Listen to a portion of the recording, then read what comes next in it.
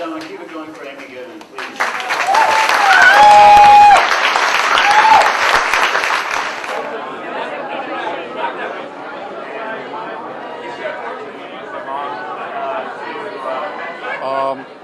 What's your name and what do you do? My name is Andres Thomas Conteris. I work with Democracy Now! In Spanish. We translate the headline news of Democracy Now! Every single day. We get it out to over 10,000 people by email, and 70 stations are now airing Democracy Now! In Spanish around the United States and around the hemisphere in many countries in Latin America. So you don't think the Republicans are quite going to get all those Spanish-speaking people on their side? Well, we are hoping that both Republicans, Democrats, Greens, Independents, whatever party, we're hoping that they will listen to independent media. And, of course, Amy is a big voice for that. And we're hoping that more and more the word can get out about Democracy Now! As an incredible voice for the voiceless. Yeah, I noticed I didn't hear any of that stuff from Fox News. It's true. The stories that Amy told tonight are the stories of those people who mostly go unheard. And basically, being the exception to the rulers means being an exception to corporate media, an exception to the U.S. empire. I was talking to somebody who'd recently talked to Charlie Gonzalez, our representative, and he explained that he had voted against the war, but he voted for the appropriations.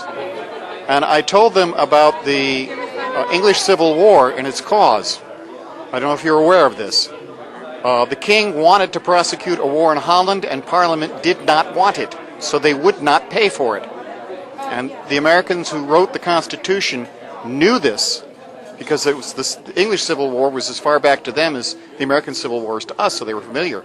So this was designed into the Constitution that the House that was elected every 2 years could cut off funds.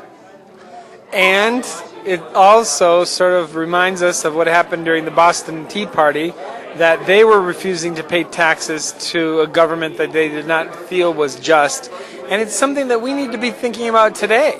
Those of us who have considered doing war tax resistance, it's a very concrete way of saying to our representatives, to the Bush administration, that we will not let this war happen in our name. Something much closer to what happened with the Boston Tea Party coming online.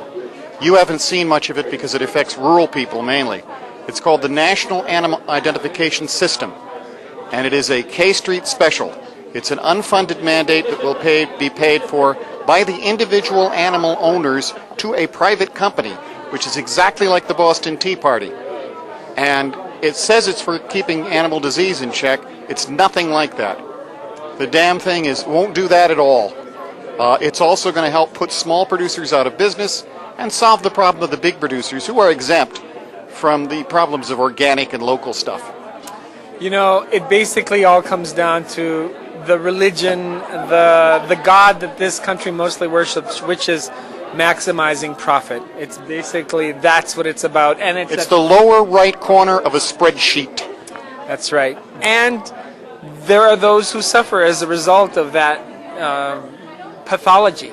You know, this religion that the U.S. empire worships, the dollar, and maximizing profit, means the death, hunger, and disease for most of the rest of the world.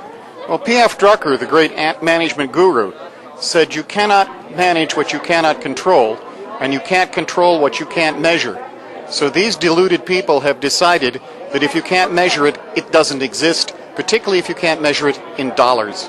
That's right. And we in independent media are all about telling the story that doesn't necessarily have to be measured, but it's a story that has to be told.